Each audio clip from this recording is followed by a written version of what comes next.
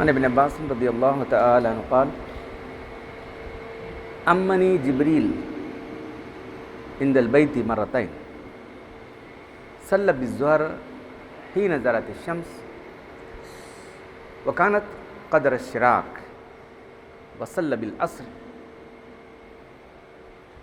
وظل كل شيء مثله وصلى بالمغرب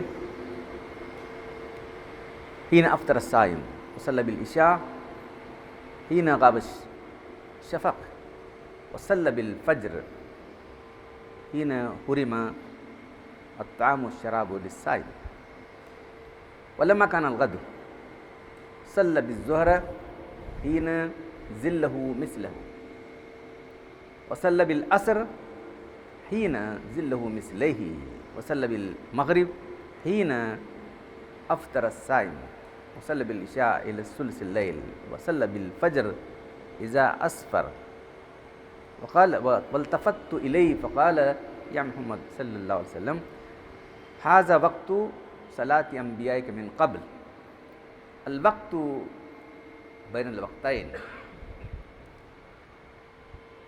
عبداللہ بن عباس رضی اللہ تعالیٰ عنہ فرماتے ہیں کہ نبوت کے ابتدائی دور میں جب نماز فرض ہو گئی تو جبریل علیہ السلام آپ کے پاس آئے اور آ کر جو ہے 2 مرتبہ اللہ کے رسول کی امامت کی۔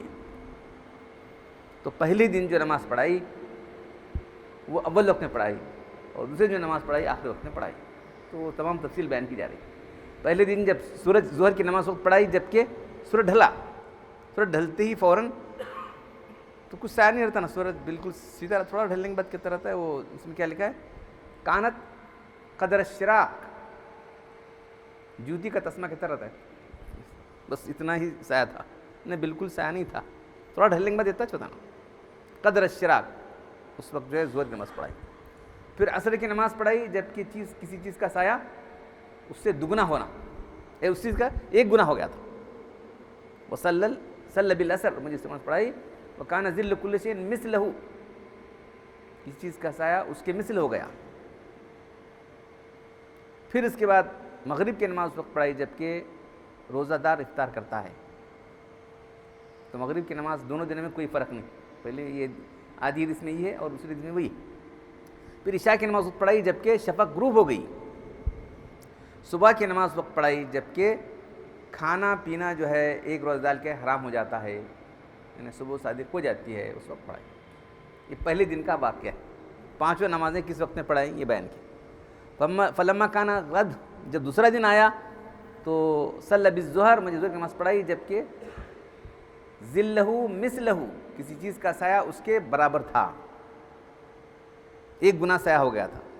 ایسا آ کے دیکھیں گے تو معلوم ہے اس کا سایہ 1 گنا ہو گیا۔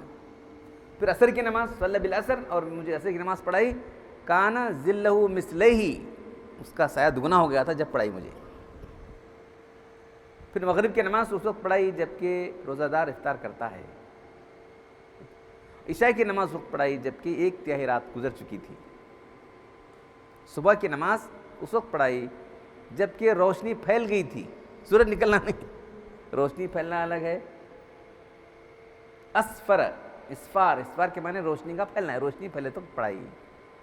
اور اس کے بعد میری طرف متوجہ اور کہا کہ اے محمد صلی اللہ علیہ وسلم، یہ جو ہے نماز کے اوقات ہیں، تم سے پہلے جو انبیاء گزر چکے ہیں ان کے سب نماز کے ہی اوقات تھے، اور اصل وقت جو ہے دونوں وقتوں کے درمیان ہے، والوقت بین الوقتین۔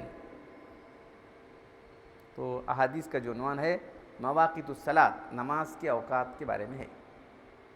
تو نماز ایمان والوں پر ان الصلاۃ کانت علی المؤمنین کتابا موقوتا، نماز ایمان والوں پر وقت کی پابندی کے ساتھ فرض ٹھہرائی گئی ہے۔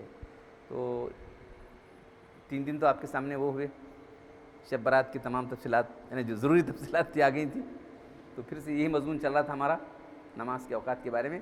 تو نماز کا ایک وقت ابتدائی ہے اور ایک انتہائی ہے، اور ان دونوں کے درمیان نماز پڑھنے سے نماز ادا ہو جاتی ہے۔ نماز گزر جانے کے بعد جو نماز پڑھے گی نماز قضا کہلائے گی۔ ان دونوں کے درمیان بھی اللہ کے رسول صلی اللہ علیہ وسلم نے جو ہے آپ کی حدیث کی روشنی میں جو ہے کچھ افضل اوقات اس کے ہیں، وہ حدیثوں میں آپ کے سامنے آئیں گے۔ تو آج بات اتنی آ رہی ہے کہ جبریل علیہ السلام جو ہے آ کے امامت کیے، امنی جبریل، کہ اللہ کے رسول کو تب سب تعلیم دی گئی، سکھایا گیا، تو بغیر سیکھے آدمی کیسا آتا بھائی؟ قرآن اگر آدمی پڑھے تو نماز پڑھ سکتا ہے کیا بولو؟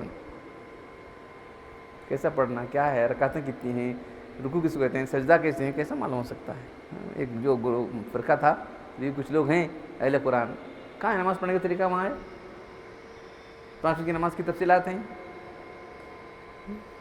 کیسے ٹھہرنا چاہیے، کیسے رکوع کریں، کیسے سجدہ کریں، تو سب اللہ کے رسول کو بتایا گیا.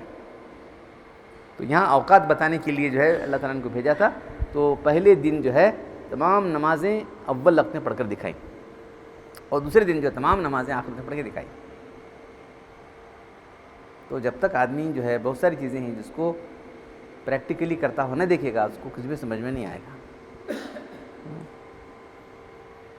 تو نمازوں کے اوقات جو ہے ایک ابتدائی وقت ہے، ایک انتہائی وقت.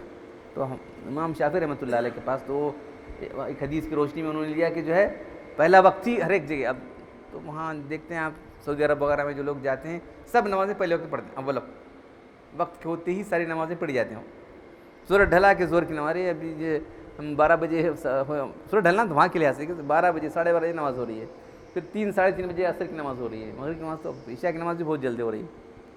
تمام نمازیں جو ہے وہاں پڑھتی ہیں. لیکن اور احادیث کی روشنی میں ہمارے امام صاحب یہ کہتے ہیں کہ جو ہے ظہر کی نماز کے لیے اللہ کو فرمائیں کہ ابرد ذرا ٹھہرو، گرمی کا موسم ہے تو ہمارے سے بلا کے گھر بلا کے، اس لیے ہم جو ذرا دیر کے پڑھتے ہیں. یہ 2 چیز کا سایہ دگنا ہونا، ایک گنا ہونا ظہر کی نماز پڑھنے کے لیے. ان کے بعد ڈھل جانا کافی ہے، دیوار کے بعد سایہ ڈھل گیا، ہاں چلو ہو گیا، وقت ہونا ہے. لیکن افضل وقت ہمارے نزدیک تو وہ ہے کہ چیز کا سایہ ایک گنا ہو جائے. تو ایک گنا ہونے پر عصر کی نماز پڑھتے ہیں وہ لوگ، ہم عصر ظہر کی پڑھتے ہیں، ہم عصر کی پڑھتے ہیں دگنا ہونے کے بعد، سایہ دگنا ہونے کے بعد ہم لوگ پڑھتے ہیں عصر کی نماز، وہ ایک گنا ہونے پڑھتے ہیں. تو سب گرم علاقے ہیں یہاں پر جو ہے، تو اس لیے جو ہے آپ نے ظہر کی نماز پڑھنا ہے کہ ابرد اس کو ذرا ٹھنڈا وقت ہے وہ ٹھنڈا کر کے پڑھو. پھر اللہ کے فرماتے ہیں کہ اگر میری امت پر شاق نہ ہوتا تو میں حکم دیتا کہ عشاء کی نماز کو ایک تہائی تک تاخیر کرو، چونکہ لوگوں کے اس زمانے میں عبادت کرتے تھے وغیرہ سب کرتے تھے، تو لوگوں کو دشواری ہے. تو حیدرآباد میں ایک بزرگ تھے جو روزانہ ان کی نماز 10 بجے ہوتی تھی، عشاء کی نماز مقرر کر دیا. تو ظہر کی نماز 2:30 بجے، عصر کی نماز 5:30 بجے. تو یہی گرم علاقے میں جاتا نا وہ. مغرب کی نماز تو ایز یوزول ٹائم پر ہے، عشاء کی نماز 10 بجے، اور صبح کی نماز اسفار میں تھوڑا بدلتا رہتا ہے. اسفار روشنی کا پھیلنا ہے، سورج کا نکلنا نہیں. بس سورج نکلتا ہے نماز پڑھے، ویسا نہیں. تو سورج نکلنے سے آدھا گھنٹہ پہلے نماز پڑھی جائے فجر کی نماز، کیونکہ اگر جو ہے نماز میں کچھ خلل ہو جائے تو دہرانے کے موقع رہے. تو یہ نمازوں کے اوقات ہیں، اور بھی بہت ساری چیزیں آپ کے سامنے. صرف آج تمہید کے طور پر اتنی بات ہے کہ نمازوں کے ابتدائی اوقات ایک ہیں اور انتہائی اوقات ہیں، اور ایک افضل وقت. تو ہمارے امام صاحب کو یہ بہت اس کی تھی، تو وہ افضل اوقات کی تعین کر کے ہمارے سامنے رکھے. تو اللہ تعالیٰ ہم سب کو اوقات کی پابندی سے نماز پڑھنے کی توفیق عطا فرمائے. الحمدللہ رب العالمین والصلاة والسلام علی رسول الکریم.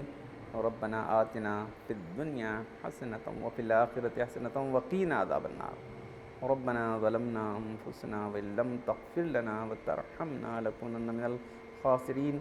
ان اللہ وملائکتہ یصلون علی النبی یا ایھا الذین آمنوا صلوا علیہ وسلموا تسلیما. سبحان ربک رب العزة عما یصفون وسلام علی المرسلین والحمد للہ رب العالمین.